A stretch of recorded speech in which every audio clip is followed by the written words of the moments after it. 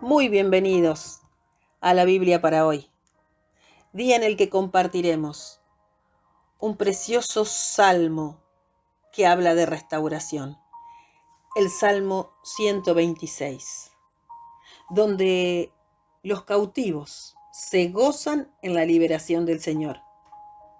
Ruegan también por la restauración de otros y se afianzan en el principio de sembrar y cegar. Habla de la liberación del cautiverio en Babilonia, que fue tan maravillosa que dice que parece un sueño hecho realidad.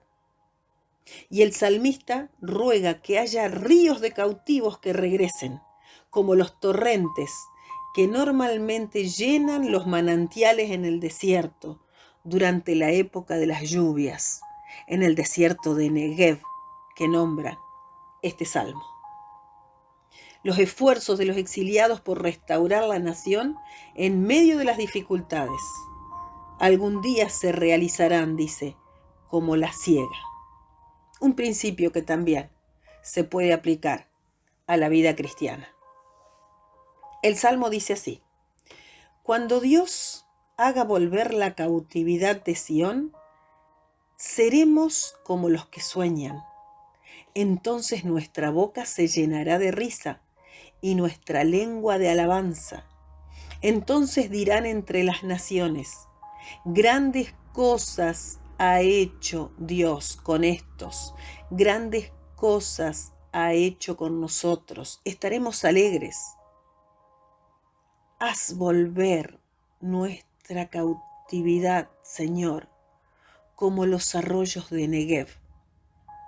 Los que sembraron con lágrimas, con regocijo segarán. Irán dando y llorando el que lleva la preciosa semilla, pero volverá a venir con regocijo, trayendo sus gavillas. Es notorio cómo asocia aquí el salmista la restauración con las lágrimas.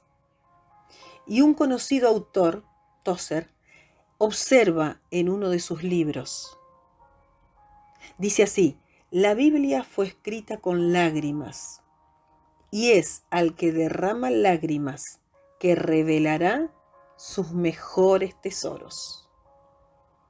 De esta manera, el autor identificaba un importante principio sobre las cosas espirituales. Y es que las lágrimas siempre han sido parte de la experiencia de los que han conocido las profundas intimidades de Dios. Probablemente la mayoría de nosotros no entendemos muy bien por qué esto es así. Y quizás ni siquiera haga falta entenderlo. Nos basta con aceptar que este es un componente inevitable de la vida espiritual.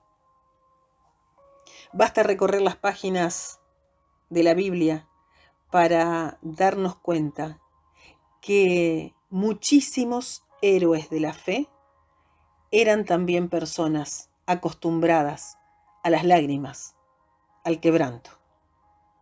Por ejemplo, uno de ellos, Job, lloró amargamente delante de Dios por la angustia de su aflicción, por su enfermedad, por su lepra, por haberlo perdido todo. Sin embargo, nunca declinó su confianza en el Señor.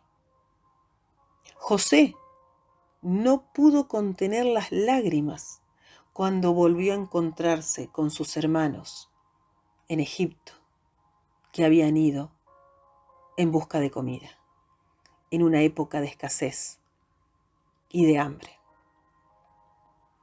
Otro ejemplo, Ana, la madre de Samuel, lloraba desconsoladamente por su esterilidad, a tal punto que los que la vieron llorar creían que estaba ebria, pero ella estaba derramando su corazón en la presencia del Señor, pidiéndole por un hijo.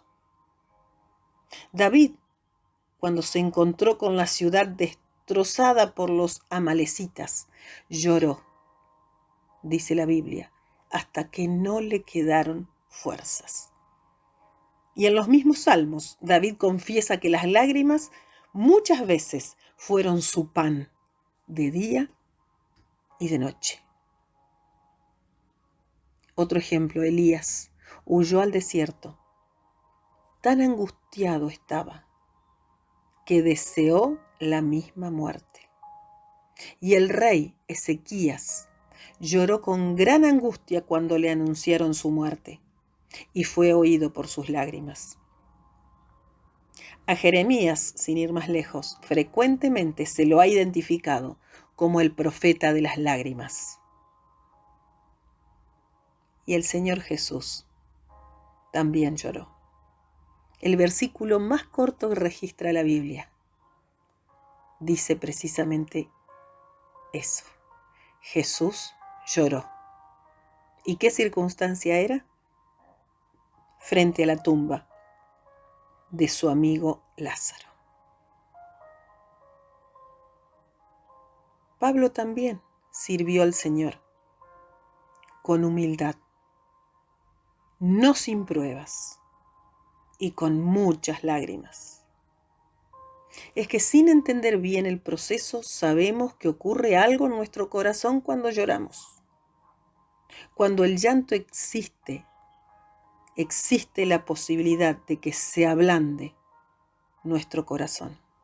Debemos reconocer que el obstáculo a una vida de mayor comunión con Dios muchas veces es la dureza de nuestro corazón. Se suman frustraciones, fracasos. Finalmente, claudican nuestros esfuerzos por encaminar nuestra vida y admitimos delante de Dios nuestra condición. Sí, Señor, somos frágiles, somos inestables.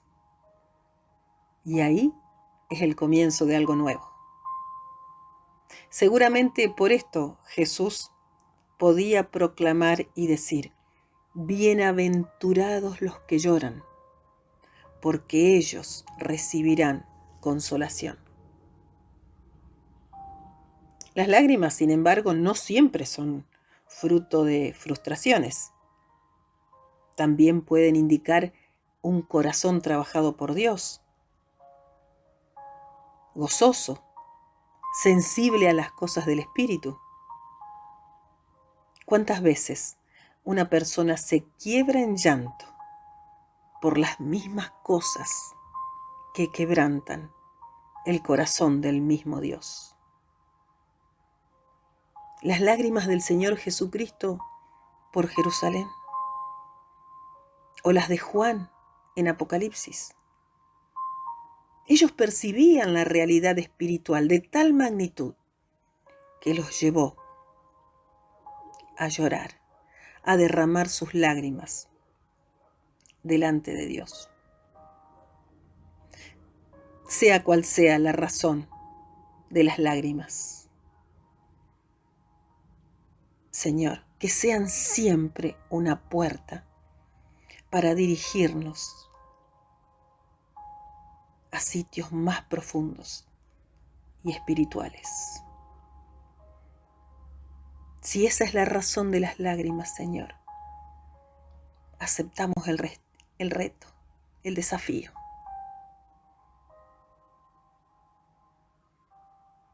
Gracias, Señor. Y que podamos mantener, Señor, la mano en el arado mientras nos secamos las lágrimas. Porque ese, Señor, es el llamado que tú nos haces. Gracias, Señor, por las lágrimas de gozo que podemos derramar, Señor, ante una bendición o durante una alabanza. Gracias, Señor, por la liberación que tantas veces nos diste, Señor, como a los cautivos de Babilonia. Gracias, Señor, por las situaciones que parecen un sueño, que no las podemos creer. Pero también te rogamos, Señor, por los que necesitan ser restaurados, por los que necesitan regresar de cautividades, Señor, de opresiones, de esclavitudes, por los que necesitan, Señor, esa agua fresca como los arroyos de Negev en el desierto de su vida. Señor, y que podamos finalmente aplicar este principio a nuestra propia vida, de sembrar con lágrimas, sabiendo que vamos a segar, que vamos a cosechar, Señor, con gozo, con regocijo. Porque tú te llevaste, Señor, nuestra cautividad. Gracias, Señor, por la libertad con que nos hiciste libres. Gracias te damos, Señor, por todas tus bendiciones. Gracias te damos, Señor, por la capacidad de las lágrimas, por las lágrimas de dolor, las lágrimas que expresan sufrimiento, las lágrimas que nos hacen ver que somos débiles.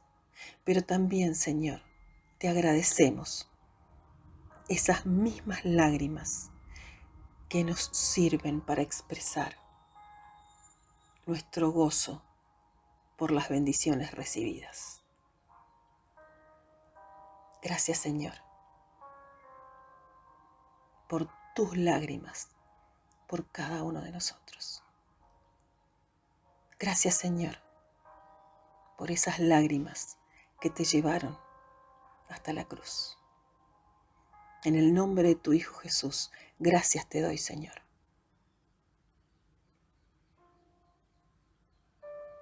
Amén. Amén, Señor.